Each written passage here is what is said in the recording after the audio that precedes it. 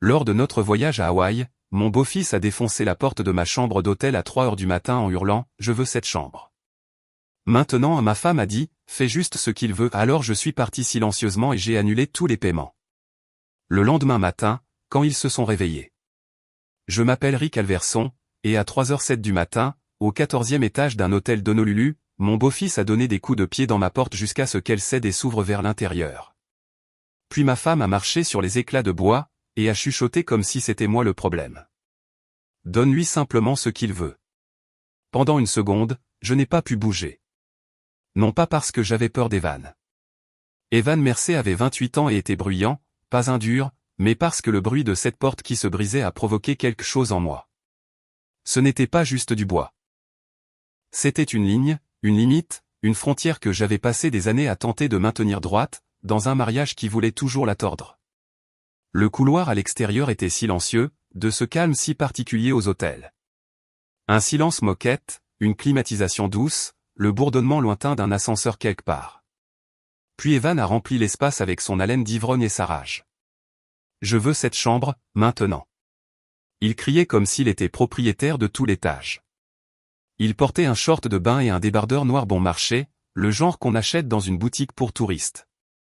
Ses yeux étaient rouges. Ses cheveux étaient en bataille comme s'il avait dormi, mais je savais que ce n'était pas le cas. Je pouvais sentir l'odeur du bar sur lui. La bière, quelque chose de sucré, et ce piquant net de la tequila. Le genre d'odeur qui grimpe dans vos narines et vous dit que les ennuis sont déjà là.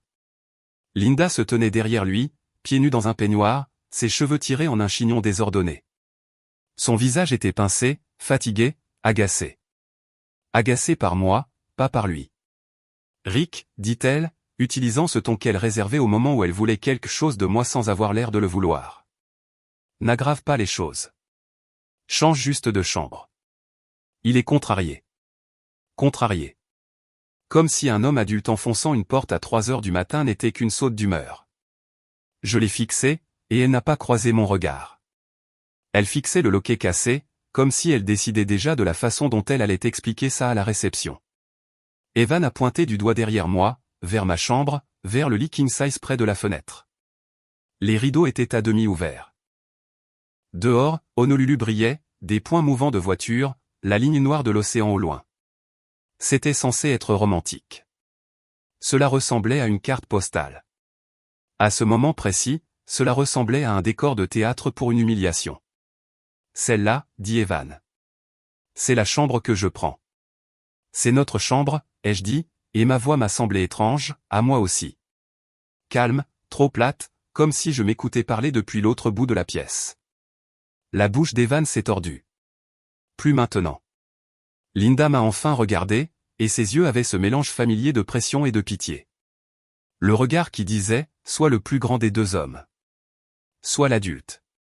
Paie le prix pour que nous puissions tous recommencer à faire semblant. Rick, dit-elle encore, plus doucement, presque suppliante. Tu sais qu'il traverse une période difficile. Ne sois pas égoïste pour un lit. Égoïste. Ce mot a atterri comme une gifle, parce qu'il ne s'agissait pas d'un lit. Il s'agissait de tout ce que j'avais avalé pendant des années. Les contraventions, le loyer, les prêts temporaires qu'Evan ne pouvait pas couvrir et qui ne revenaient jamais. La façon dont Linda trouvait toujours une raison pour laquelle le comportement d'Evan n'était pas vraiment de sa faute. Et d'une manière ou d'une autre, c'était toujours moi qui étais censé absorber le choc. Je n'ai pas répondu. Je suis juste resté là, en t-shirt et short de pyjama, l'air frais frappant mes jambes, sentant le sol stable sous mes pieds alors que tout le reste vacillait. Derrière Evan, quelqu'un a ouvert une porte au bout du couloir. La tête d'un homme est apparue, les yeux plissés, puis a disparu à nouveau. J'ai entendu un loquet cliquer. Personne ne voulait être impliqué.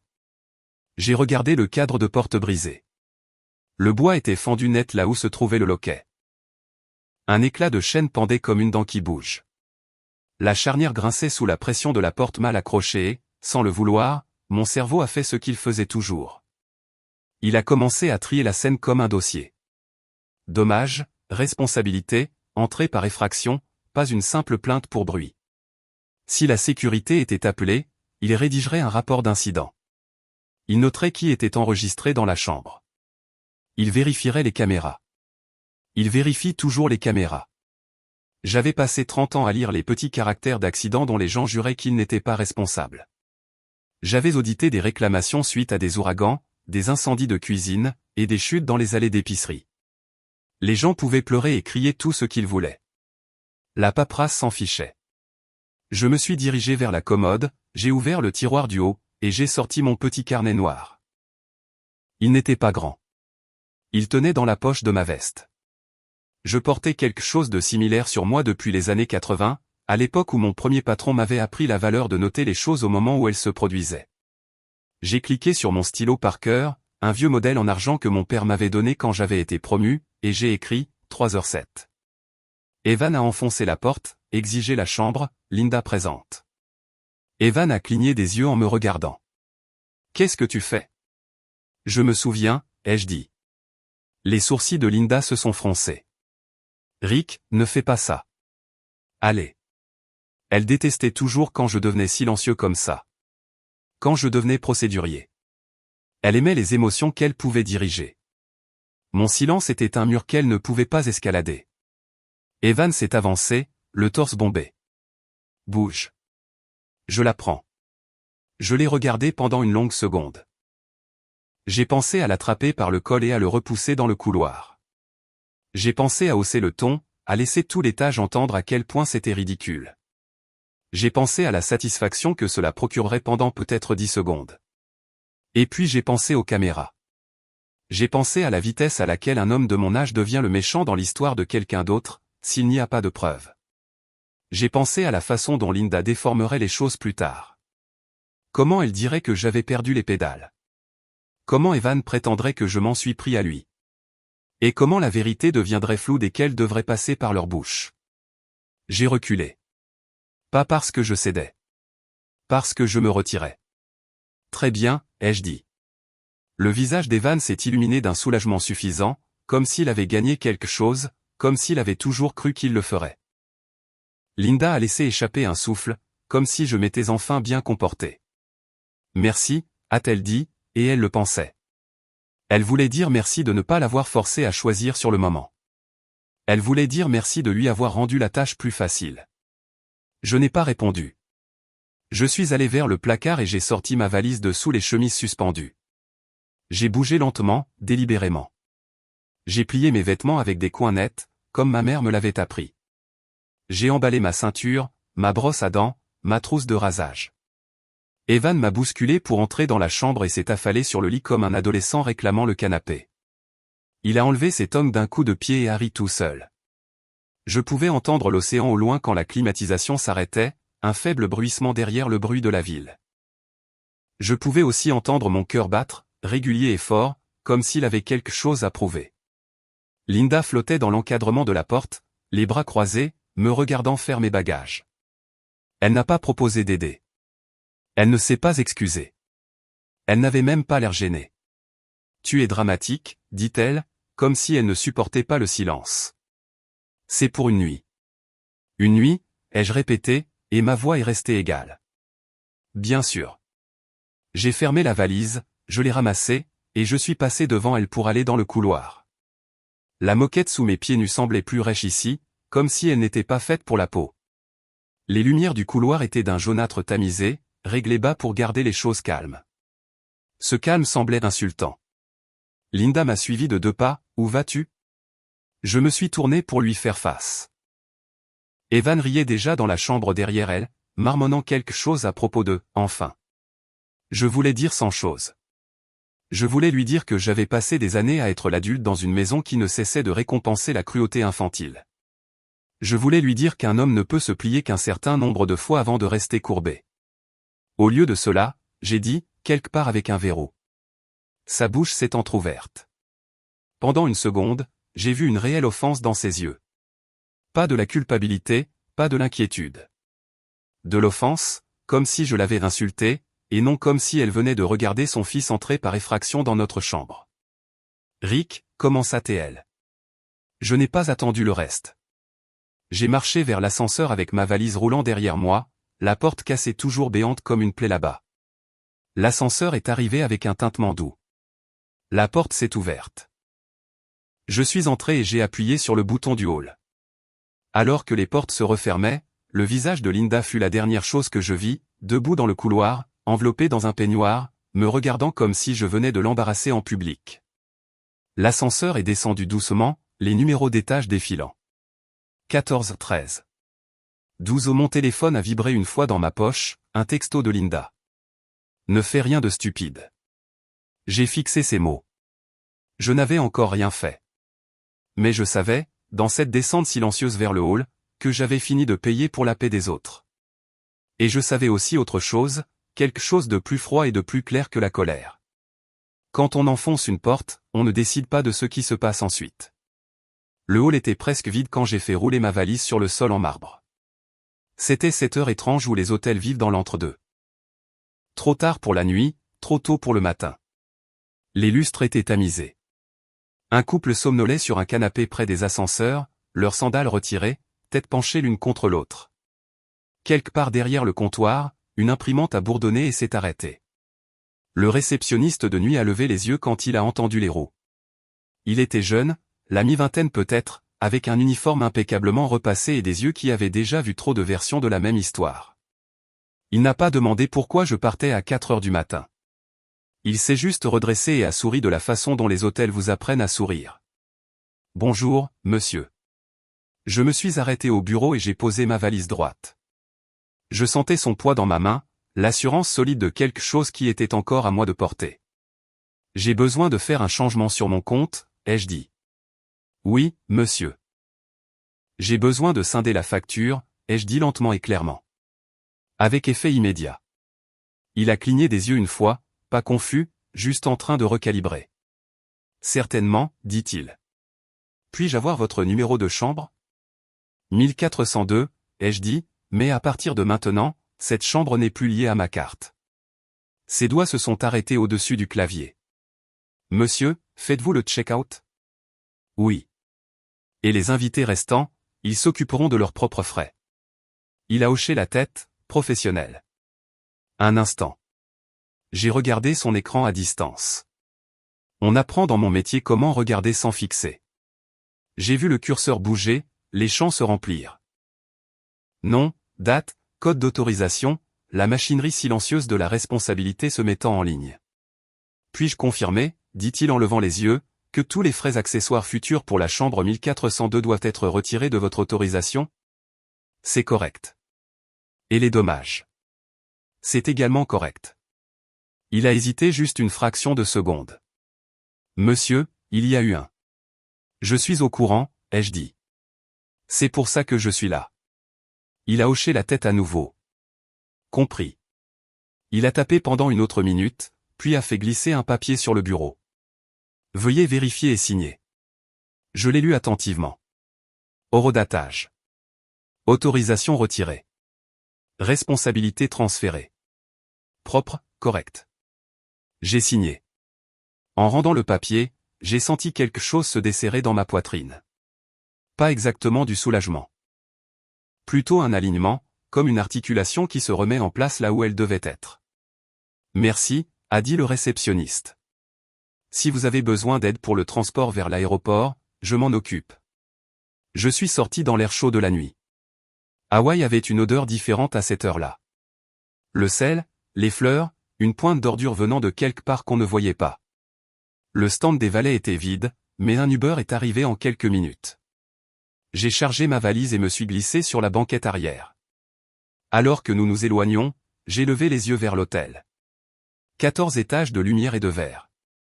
Quelque part là-haut, ma femme et son fils étaient probablement en train de célébrer, réécrivant déjà l'histoire dans leur tête. Rick a cédé. Rick cède toujours. Mon téléphone a vibré à nouveau. Linda, où vas-tu ? Je n'ai pas répondu. Le chauffeur parlait de la circulation et des vols. Je hochais la tête au bon moment, mes pensées dérivant à travers les années comme une bobine lente. Evan a 16 ans, claquant des portes dans notre maison à Fort Wayne. Evan a 22 ans, m'appelant depuis une fourrière parce que sa voiture avait été saisie. Evan a 26 ans, jurant qu'il me rembourserait cette fois. Chaque fois, Linda avait dit la même chose. Il essaie. Il est sensible. Ne le pousse pas. Et chaque fois, j'avais payé. De l'argent, du silence, de la dignité. L'aéroport était calme lui aussi. Quelques voyageurs aux yeux rouges voûtés sur leur café. Un concierge passait une serpillière sur le carrelage qui brillait sous les néons. J'ai imprimé ma carte d'embarquement et je me suis assis à la porte avec ma valise entre mes pieds. J'ai sorti mon carnet et j'ai écrit une autre ligne. 4h21 et quitté la propriété. Facture scindée. Mon téléphone a vibré à nouveau. Cette fois, c'était un message vocal. La voix de Linda s'est déversée, tendue et agacée. Rick, c'est ridicule. Evan est juste ivre. Tu fais toute une histoire pour rien. Appelle-moi. J'ai retourné le téléphone face contre terre. Quand l'avion a embarqué, j'ai pris un siège côté hublot. Alors que nous décollions, les lumières d'Honolulu se sont étirées et dispersées, puis ont disparu dans le noir. J'ai regardé jusqu'à ce qu'il n'y ait plus rien à voir. Quelque part au-dessus du Pacifique, mon téléphone a vibré encore. Un autre message vocal. Celui-ci plus tranchant. Tu ne peux pas juste nous abandonner, disait Linda. Tu te comportes comme un enfant.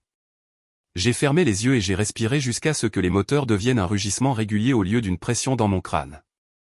Ma poitrine était serrée. Pas exactement de la panique, mais un avertissement. Le genre qu'on n'ignore pas à mon âge. J'ai desserré mon col et me suis rappelé de boire de l'eau. Au moment où nous avons atterri sur le continent, j'avais pris une décision sur une chose. Je n'allais pas discuter. De retour à Fort Wayne, l'air semblait plus lourd, plus frais, familier. J'ai conduit directement à la caisse de crédit après avoir déposé ma valise à la maison. La guichetière me connaissait par mon nom. Elle a demandé si je voulais, comme d'habitude. Oui, ai-je dit. Et j'ai besoin de mettre un blocage temporaire sur une carte. Elle n'a pas demandé pourquoi. Pendant qu'elle travaillait, mon téléphone s'est allumé à nouveau. Un texto cette fois. Linda, l'hôtel dit qu'Evan doit payer pour la porte. Règle ça. J'ai fixé le message pendant un long moment. Puis j'ai remis mon téléphone dans ma poche et j'ai signé le formulaire devant moi. Je ne réglais plus rien. Je ne suis pas rentré directement chez moi après la banque. Je suis resté assis dans ma voiture une minute sur le parking, moteur éteint, main posée sur le volant, laissant le calme s'installer. Fort Wayne se réveillait autour de moi, des camions de livraison reculaient avec leur bip d'avertissement. Une femme déverrouillant la porte de la boulangerie de l'autre côté de la rue, la vapeur embuant les vitres. C'était la partie que les gens ne voient jamais. Ils imaginent la vengeance comme un interrupteur. On lance un discours, on claque une porte en sortant. Mais les vraies conséquences commencent plus petit. Elles commencent par de la paperasse. J'ai conduit jusqu'à mon bureau à la place. C'était un bâtiment bas en briques à la périphérie de la ville. Rien de chic. J'y travaillais depuis assez longtemps pour que son odeur café, toner, vieille moquette soit comme une mémoire musculaire. J'ai déverrouillé ma porte, allumé les lumières, et posé ma valise à côté de mon bureau. Sur le mur derrière moi étaient accrochés des certificats encadrés que la plupart des gens ne lisent jamais. Licence, crédit de formation continue, des choses ennuyeuses, le genre de choses qu'on ne remarque que lorsqu'elles manquent. Je me suis assis, j'ai ouvert mon ordinateur portable, et j'ai sorti la réservation d'hôtel. 1402, mon nom, le nom de Linda, date, tarif, et c'était là, le détail silencieux que je soupçonnais déjà. Evan n'était pas sur la liste des invités originales. Linda l'avait ajouté plus tard. Je pouvais voir l'horodatage, un ajout tardif des heures après que j'ai réservé la chambre. C'était le genre de chose à laquelle la plupart des gens ne pensent jamais. Ils supposent qu'une chambre est une chambre, un invité est un invité. Ça ne marche pas comme ça. Je me suis adossé à ma chaise et me suis frotté les yeux. Il ne s'agissait pas de piéger quelqu'un. Il s'agissait de comprendre comment fonctionne réellement la responsabilité quand les choses tournent mal. J'ai rédigé un email au département de gestion des risques de l'hôtel. Pas en colère, pas accusateur. Propre. Demandant la préservation des images de sécurité et une copie du rapport d'incident lié à la chambre 1402, aux premières heures du matin. J'ai joint mon numéro de confirmation. J'ai signé mon nom. Puis j'ai attendu. Pendant que j'attendais, mon téléphone a sonné. Linda. J'ai laissé aller vers la messagerie. Un autre appel est arrivé juste après. Un numéro que je ne reconnaissais pas. J'ai répondu. Ici Rick, ai-je dit. Monsieur Alverson, dit un homme d'une voix prudente. C'est Daniel Ortiz, assistant manager à l'hôtel à Honolulu. Oui, ai-je dit. J'appelle pour faire le suivi concernant l'incident de ce matin. J'ai fermé les yeux. Nous y étions. Nous avons documenté les dommages, a-t-il continué. Il y a une question de responsabilité. Continuez, ai-je dit. L'individu impliqué, votre beau-fils, n'était pas listé comme un invité enregistré au moment de la réservation. Je n'ai pas réagi. Je l'ai laissé continuer à parler. Cela change la façon dont nous classifions l'incident, dit-il. Nous voulions confirmer que vous n'autorisiez plus de frais liés à cette chambre. C'est exact, ai-je dit. Une pause, du papier qui bouge à son bout du fil. Merci pour la clarification, dit-il. Nous allons procéder en conséquence. Envoyez-moi le rapport quand il sera finalisé, ai-je dit. Oui, monsieur. Quand l'appel s'est terminé, je suis resté assis là à fixer mon bureau. Le grain du bois semblait plus sombre que d'habitude. Mon reflet me regardait depuis l'écran noir de l'ordinateur pendant une seconde avant que la notification de mail n'apparaisse. 2. Gestion des risques hôtel, Honolulu. Objet, documentation incident chambre 1402. Je l'ai ouvert. Il était là, le rapport. Horodatage, déclaration du personnel, évaluation des dommages, une note sur les images de sécurité montrant un sujet masculin forçant l'entrée. Aucune mention de provocation, aucune mention de lutte, juste des faits. Mon téléphone a vibré à nouveau. Un texto d'Evan cette fois. Evan, tu te crois malin? Tu ne peux pas juste nous laisser comme ça. Je n'ai pas répondu. J'ai transféré le rapport d'incident à moi-même, imprimé une copie, et l'ai glissé dans un dossier manille. Sur l'onglet, j'ai écrit un seul mot, Hawaï. Je n'appréciais pas ça. C'est la partie que les gens comprennent toujours mal. Il n'y avait pas d'excitation, pas de satisfaction, juste un sentiment constant et inconfortable que les choses s'alignaient, que je le veuille ou non. J'ai pensé à appeler Linda. J'ai pensé à adoucir les angles, à expliquer comment nous pourrions arranger ça ensemble. J'ai pensé à quel point il serait facile de reprendre mon ancien rôle, celui qui absorbe le gâchis pour que tout le monde puisse prétendre que rien ne s'est passé. Puis j'ai pensé à cette porte. Au bruit qu'elle avait fait en se brisant. À la façon dont Linda avait regardé au-delà de moi, et non pas moi. À quel point je m'étais senti petit, debout là dans ma propre chambre, comme si je demandais la permission d'exister. J'ai vérifié mes emails à nouveau. Un autre message était arrivé. Celui-ci de la compagnie de carte de crédit. Confirmation de l'autorisation retirée. Aucun frais supplémentaires permis. Propre. Mon téléphone a sonné à nouveau. Linda. J'ai répondu cette fois. Qu'est-ce que tu as fait, demanda-t-elle, sans même dire bonjour. J'ai fait exactement ce que j'avais dit que je ferais, ai-je dit. Ils disent qu'Evan doit tout payer, dit-elle. La porte, l'intervention de la sécurité, tout. Il n'a pas ce genre d'argent. Ce n'est pas mon problème, ai-je dit, et les mots m'ont surpris par la facilité avec laquelle ils sont sortis. Tu le punis, dit-elle. Non, ai-je dit. J'arrête. Elle est devenue silencieuse. Je pouvais l'entendre respirer vite et superficiellement. Tu fais toujours ça, dit-elle finalement. Tu te caches derrière la paperasse. J'ai regardé le dossier sur mon bureau, les lignes nettes, les dates. Je me cache derrière la vérité, ai-je dit. Il y a une différence. Elle a raccroché. Je suis resté assis là longtemps après ça, fixant le téléphone dans ma main. Je n'étais pas en colère. Je n'étais pas triomphant. J'étais fatigué. Fatigué de payer pour maintenir la paix. Fatigué d'expliquer le respect élémentaire à un homme adulte. Fatigué qu'on me dise que le silence signifiait faiblesse. J'ai fermé le dossier et l'ai glissé dans un tiroir. Ce n'était pas fini. Je pouvais sentir que les ondes se propageaient déjà vers l'extérieur, touchant des choses que je n'avais pas prévu de toucher. Le travail, l'église, la communauté, les endroits où les histoires prennent vie. Mais pour la première fois depuis des années, je n'essayais pas de les arrêter. Le téléphone a sonné juste après 18h ce soir-là, alors que j'étais debout dans ma cuisine à fixer le réfrigérateur sans vraiment le voir. J'étais rentré depuis moins d'1 heure.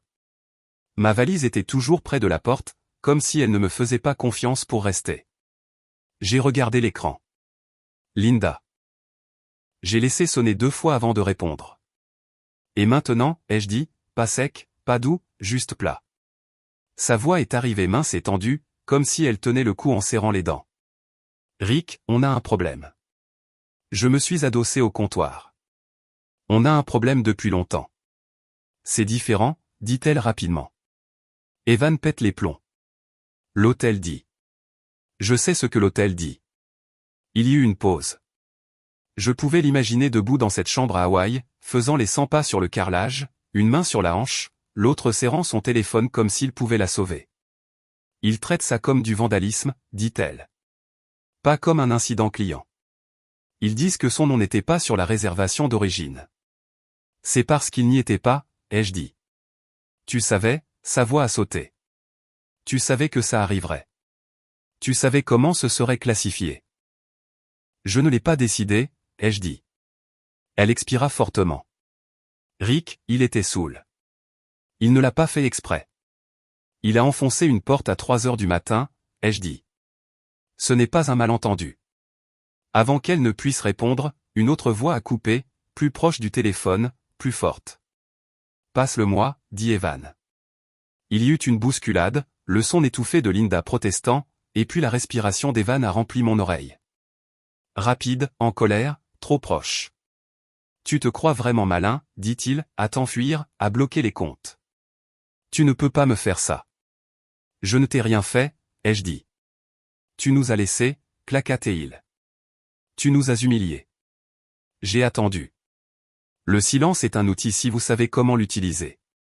Tu me dois ça, continua-t-il, sa voix montant. Tu m'as toujours dû ça. Tu as épousé ma mère. Tu as signé pour ça. J'ai regardé l'horloge murale au-dessus de la cuisinière. L'aiguille des secondes avançait en clics réguliers et patients. Evan, ai-je dit finalement, sais-tu ce que montrent les caméras? Il a ri, un rire sec et cassant. Quelle caméra? Je leur ai dit ce qui s'est passé. Oui, ai-je dit. Tu leur as dit. Le rire s'est arrêté. Elle te montre seule dans le couloir, ai-je continué. Elle te montre en train d'enfoncer la porte. Elle montre que personne ne te touche. Une autre pause, plus longue cette fois. Ce n'est pas, commença-t-il. Et le rapport d'incident note que tu n'étais pas un invité enregistré, ai-je dit, ce qui change la façon dont la responsabilité fonctionne. Tu me menaces, dit-il. Non, ai-je dit, je t'informe. La voix de Linda est revenue. Rick, s'il te plaît. Il ne comprenait pas ce qu'il faisait. Peux-tu juste.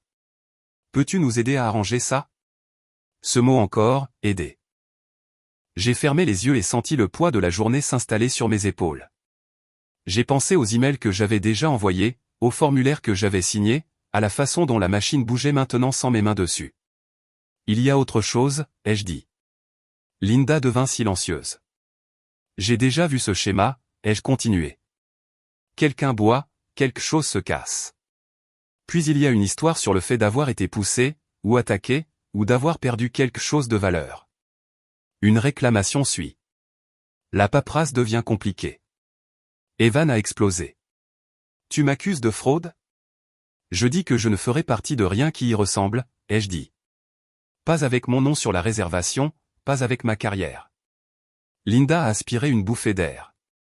Rick, de quoi parles-tu? Je parle de me protéger, ai-je dit. Parce que je ne mentirai pas pour ça. Evan a juré. J'ai entendu quelque chose claquer. Peut-être une chaise, peut-être une porte. Linda a commencé à pleurer, le son aigu et soudain. Tu es en train de déchirer cette famille, a-t-elle dit à travers ses pleurs.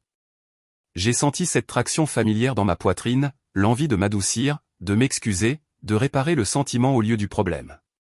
J'avais suivi cet instinct pendant des années. Non, ai-je dit doucement. J'arrête de me laisser déchirer. Evan a crié quelque chose que je n'ai pas pu distinguer. Puis la ligne a été coupée. Je suis resté là un long moment, le téléphone pressé contre mon oreille, même après la fin de l'appel. La cuisine semblait trop calme. Le bourdonnement du réfrigérateur semblait fort et intrusif. Mon téléphone a vibré à nouveau presque immédiatement. Un nouvel email de Mercé Legal Service. Objet, avis d'intention. Je l'ai ouvert lentement. C'était formulé de manière légère, vague, une menace sans dents. Pourtant, des accusations d'abandon, de préjudice financier, de détresse émotionnelle. Je l'ai lu une fois, puis encore. J'ai senti mon pouce accélérer. Pas de la peur exactement, mais la vieille vigilance professionnelle qui s'enclenchait. C'était un terrain familier. De l'esbrouf avant la substance. J'ai transféré l'email sur mon compte professionnel et l'ai ajouté au dossier Hawaï. Puis je me suis assis à la table et j'ai fixé le grain du bois jusqu'à ce qu'il arrête de danser. C'était le moment où les choses pouvaient encore aller dans un sens ou dans l'autre. Je pouvais rappeler Linda, proposer de payer une partie des dommages, arrondir les angles. Je pouvais rendre tout ça plus silencieux. Mais le calme avait un coût. Il en avait toujours un. J'ai ouvert mon carnet et écrit une ligne de plus. 18h42 menace légale reçue. Aucune réponse envoyée. J'ai rebouché le stylo et l'ai posé. Dehors, le ciel au-dessus de Fort Wayne prenait ce gris terne du Midwest. Le genre qui s'installe pour la soirée sans drame. Quelque part au bout de la rue, une porte de garage a cliqueté en se fermant. La vie normale qui continuait. Je ne me sentais pas victorieux. Je me sentais clair. Et la clarté, j'étais en train de la prendre, était bien plus dangereuse que la colère. Au moment où Linda et Evan sont rentrés d'Hawaï, l'histoire avait déjà commencé à se promener sans eux. C'est comme ça que ça marche dans un endroit comme Fort Wayne. Vous n'avez besoin de rien dire à personne. Vous arrêtez simplement de les corriger, et la vérité trouve ses propres chaussures. Je l'ai découvert le lendemain matin de leur atterrissage, quand je suis allé chez Mégé pour faire des courses. J'étais debout dans l'allée du café, fixant un mur de marque qui promettait toute la même chose, quand j'ai entendu mon nom. Rick. Je me suis retourné. C'était Paul Landry de l'église, fin de soixantaine, machiniste à la retraite. Nous étions assis à 3 bancs d'écart depuis des années sans jamais dire grand-chose de plus que bonjour. Bonjour, ai-je dit. Il a hoché la tête, les yeux doux mais curieux. Linda est rentrée? Oui, ai-je dit. Tard hier soir. Il a hésité. Cette pause me disait tout. Voyage difficile, demanda-t-il. J'ai plongé la main dans la poche de ma veste, sorti le rapport d'incident plié, et le lui ai tendu. Je n'ai pas expliqué. Je n'ai pas ajouté de contexte. J'ai juste laissé le papier parler. Il l'a lu lentement, sa mâchoire s'est serrée, non pas de colère, mais de reconnaissance. Où, dit-il finalement. Eh bien, c'est quelque chose. Il me l'a rendu. Désolé que tu aies eu à gérer ça. Merci, ai-je dit. C'était tout. Pas de commérage, pas de jugement, juste une reconnaissance.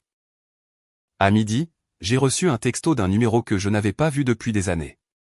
Tu as fait ce qu'il fallait. Martial, auxiliaire VFW. Le soir, Linda est rentrée. Elle a laissé tomber sa valise dans le couloir et est restée là comme si elle ne reconnaissait pas l'endroit. La maison était propre, calme, exactement comme je l'avais laissée. Il faut qu'on parle, a-t-elle dit. On peut, ai-je dit. Après le dîner. Elle a pouffé. Tu agis comme si c'était normal. Je l'ai regardée. Vraiment regardée. Elle avait l'air fatiguée, usée, plus vieille qu'à Hawaï. C'est normal, ai-je dit. Ce qui s'est passé là-bas ne l'était pas, elle m'a suivi dans le salon, les bras croisés serrés sur sa poitrine. Sais-tu ce que les gens disent, demanda-t-elle. Je sais ce que le papier dit, ai-je répondu. C'est suffisant. Tu nous as embarrassés, a-t-elle dit. Le conseil de l'église a appelé. Ils ont demandé à propos du fonds de voyage. C'était nouveau. J'ai senti un petit clic froid dans ma poitrine. Quel fonds de voyage? Ai-je demandé. Elle n'a pas répondu tout de suite. Ses yeux ont glissé vers la fenêtre. Celui pour la retraite des jeunes? Dit-elle finalement. Une partie de l'argent a été utilisée pour le voyage à Hawaï. Temporairement. Evan était censé le rembourser.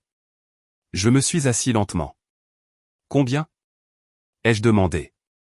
Elle a secoué la tête. Rick, ne fais pas ça. Combien? Ai-je répété. 4000, a-t-elle chuchoté. J'ai expiré par le nez. Pas fort, juste régulier. Et quel nom était sur ce compte, ai-je demandé. Elle n'avait pas besoin de le dire. Le mien. Je me suis levé, j'ai marché jusqu'au bureau, et j'ai ouvert le dossier Hawaï. J'ai sorti le rapport d'incident et je l'ai posé sur la table entre nous. Je ne couvre pas ça, ai-je dit. Son visage s'est chiffonné.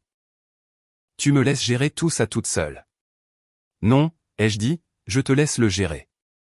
Elle a pleuré alors, des sanglots bruyants et tremblants qui avaient l'habitude de me défaire. Pas cette fois. Cette nuit-là, j'ai dormi dans la chambre d'amis. Le lit était plus petit. L'oreiller sentait légèrement la lessive et la poussière. J'ai dormi quand même. Le lendemain, les conséquences se sont étendues plus largement. L'employeur d'Evan a appelé Linda au sujet de son comportement pendant son congé d'entreprise. Une rumeur a fait surface au restaurant concernant un incident de vacances. L'église a programmé une réunion d'urgence concernant le fond. Je n'y ai pas assisté. À la place, je me suis assis à mon bureau et j'ai attendu. Jeudi après-midi, j'ai reçu un email du centre de médiation du centre-ville. Présence obligatoire demandée. Linda l'avait initié. J'ai imprimé l'email et l'ai glissé dans le dossier. Ce soir-là, on a frappé à la porte. C'était Tom Willis, mon voisin, 2 maisons plus bas. Il tenait un pack de 6 bières racinaires. Je me suis dit que tu aurais peut-être besoin de compagnie, a-t-il dit. Nous nous sommes assis sous le porche alors que le soleil se couchait, ne parlant pas beaucoup. Juste en regardant les lampadaires s'allumer. Tu vas bien, demanda-t-il finalement. Je vais bien, ai-je dit pour la première fois depuis un moment. Il a hoché la tête. Parfois, s'arrêter est la chose la plus difficile. J'ai regardé la porte d'entrée, solide, verrouillée. J'ai pensé à celle d'Hawaï, à la facilité avec laquelle elle avait été brisée. Je savais que la prochaine étape serait publique. Je savais que ça ferait mal. Mais je savais aussi autre chose. Je n'étais plus seul. La salle de médiation sentait le café brûlé et la vieille moquette. Le genre d'endroit conçu pour faire parler les gens sans qu'ils se sentent importants. Elle se trouvait au 2e étage d'un bâtiment en briques du centre-ville, en face du tribunal, avec un drapeau dans le coin qui avait clairement vu de meilleures décennies. Je suis arrivé 10 minutes en avance. Ce n'était pas une stratégie. C'était une habitude. Je me suis assis à la longue table et j'ai posé mon dossier devant moi, d'équerre avec le bord. Mon carnet est allé à droite. Le stylo Parker reposait dessus. Tout était aligné comme il se devait. Quand votre vie commence à sembler tordue, les lignes droites aident. Linda est entrée la première. Elle avait l'air de s'être habillée pour un entretien d'embauche. Blazer bleu marine, petit talon, cheveux tirés en arrière. Ses yeux ont glissé vers le dossier puis se sont détournés. Evan l'a suivi en retard, les épaules voûtées vers l'avant comme s'il se préparait déjà à une bagarre. Il portait une chemise boutonnée froissée et des baskets éraflées. Il ne m'a pas regardé. Il s'est laissé tomber sur une chaise et a croisé les bras. La médiatrice s'est présentée, a expliqué les règles de base, a demandé à tout le monde d'être respectueux. J'ai écouté. Evan, non. Alors, disons-le simplement, a claqué Evan avant qu'elle n'ait fini. Il nous a laissés. Il nous a bloqué l'accès à l'argent. Il nous a humiliés à Hawaï et ici. C'est de ça qu'il s'agit. La médiatrice s'est tournée vers moi. Monsieur Alverson. Je n'ai pas répondu tout de suite. J'ai ouvert mon dossier. À l'intérieur se trouvaient des copies, rapports d'incident, changement de facture horodatée, confirmation par email, et la déclaration imprimée du directeur de l'hôtel. Je les ai étalées une par une, lentement et visiblement. Je ne suis pas ici pour discuter, ai-je dit. Je suis ici pour clarifier ce qui s'est passé. Evan a ri, un rire sec et laid. Tu crois que d'agiter les papiers te donne raison? Je l'ai regardé. Vraiment regardé. Il transpirait déjà, la mâchoire travaillant comme s'il voulait mordre à travers l'instant. Commençons par la chronologie, ai-je dit. J'ai fait glisser la première page vers l'avant. 3h07 du matin, ai-je continué. Les images de sécurité montrent Evan dans le couloir devant la chambre 1402. Il donne des coups de pied dans la porte. La porte se brise vers l'intérieur. Personne d'autre ne la touche. Evan a bougé sur sa chaise. Ce n'est pas comme. Je n'ai pas fini, ai-je dit calmement. La médiatrice a levé une main vers Evan. Il a pouffé mais s'est adossé. 3h09, ai-je poursuivi. La réception reçoit une plainte pour bruit d'un autre client. 3h13, la sécurité arrive. 3h15, les dommages sont documentés. J'ai fait une pause.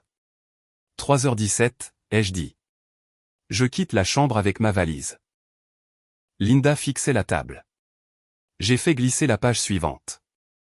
Ceci est l'enregistrement des invités, ai-je dit.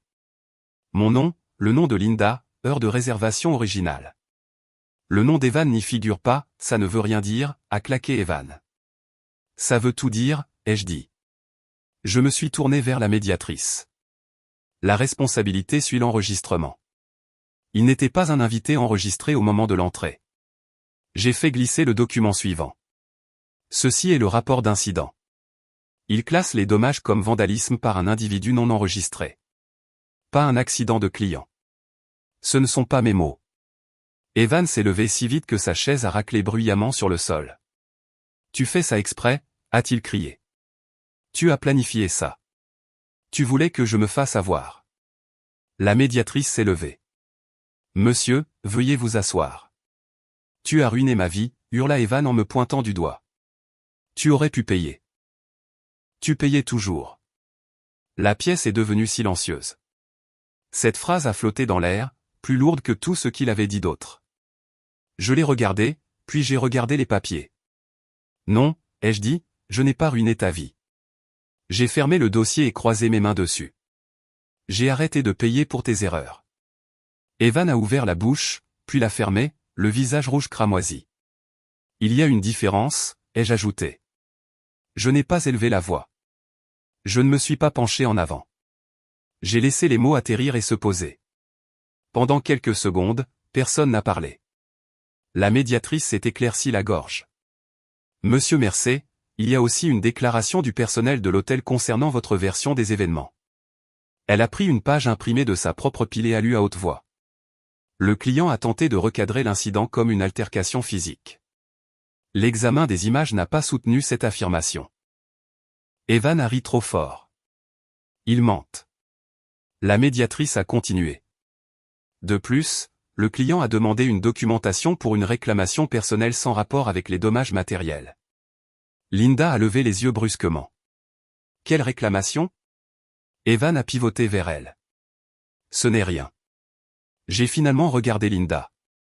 C'est ce que je voulais dire, ai-je dit. C'est pour ça que je me suis retiré.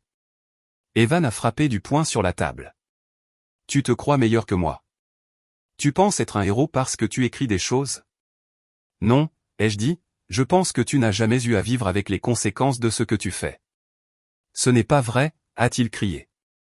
Alors asseyez-vous et écoutez, dit fermement la médiatrice. Evan est retombé sur sa chaise, respirant fort. J'ai ouvert mon carnet et j'ai lu la dernière ligne que j'avais écrite. 18h42, ai-je dit. Menace légale reçue. Aucune réponse envoyée. J'ai regardé Evan. Je n'ai pas riposté. Je ne t'ai pas attaqué. Je n'ai pas répandu de rumeurs. J'ai regardé Linda. J'ai arrêté de mentir. Ses yeux se sont remplis de larmes. Je ne suis pas venu ici pour gagner, ai-je dit. Je suis venu pour en finir. La médiatrice a hoché la tête lentement. Sur la base de la documentation, la responsabilité des dommages incombe à Monsieur Mercé.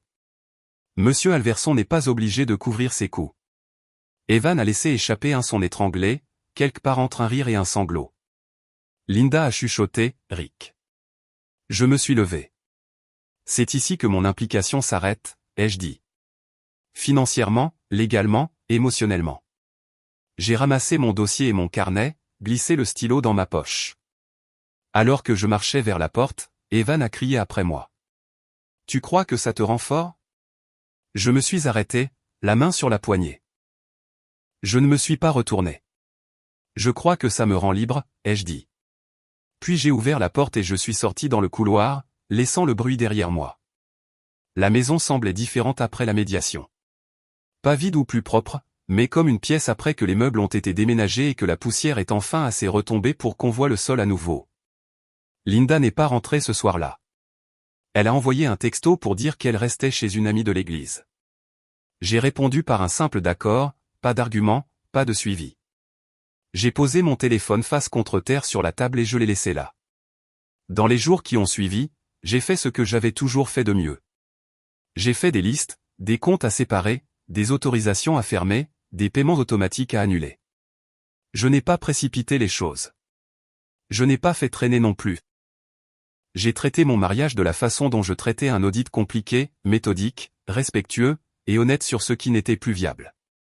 Quand Linda et moi nous sommes finalement assis pour parler, ce n'était pas dramatique. Pas de cris, pas d'accusations, juste deux personnes réalisant la même vérité depuis les deux bouts de la table. Je ne sais plus qui tu es, a-t-elle dit doucement. J'ai hoché la tête. Moi, je sais. Ce fut le moment où nous avons tous deux compris qu'il n'y avait pas de réparation possible. On peut réparer une porte. On ne peut pas réparer une limite une fois qu'elle a été franchie et niée. Le divorce a été propre. Pas de théâtre au tribunal, pas de dépenses vindicatives, juste des signatures, des dates, et un transfert final qui ressemblait plus à un soulagement qu'à une perte. Evan ne m'a plus jamais adressé la parole.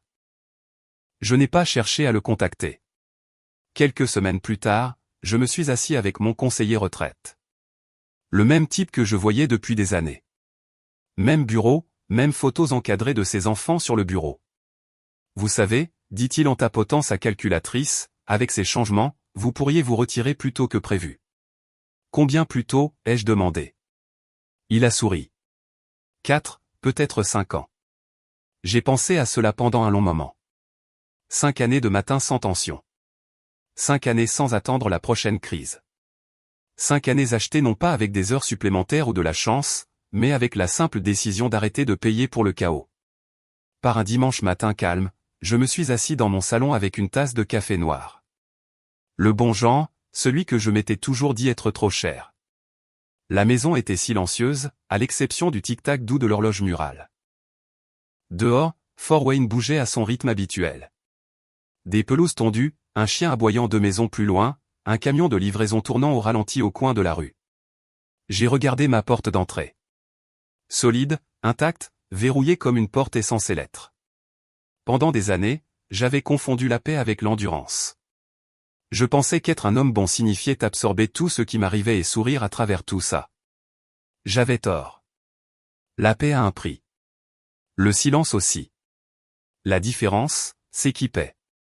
Si cette histoire a touché une corde sensible, si on vous a déjà dit de simplement laisser tomber alors que quelqu'un continue de donner des coups de pied dans vos limites, j'espère que vous vous souviendrez de ceci, vous avez le droit d'arrêter. Vous avez le droit de fermer la porte. Et vous ne devez d'explication à personne pour avoir choisi votre propre dignité. Si vous croyez que plus de gens ont besoin d'entendre cela, partagez cette histoire avec quelqu'un qui pourrait porter un fardeau trop lourd en silence. Et si vous voulez entendre plus d'histoires comme celle-ci, des histoires sur la force tranquille, les choix difficiles, et la longue route vers le respect de soi, pensez à vous abonner et à rester un moment. Parfois, la chose la plus courageuse qu'un homme puisse faire n'est pas de riposter. C'est de s'éloigner et de ne plus payer.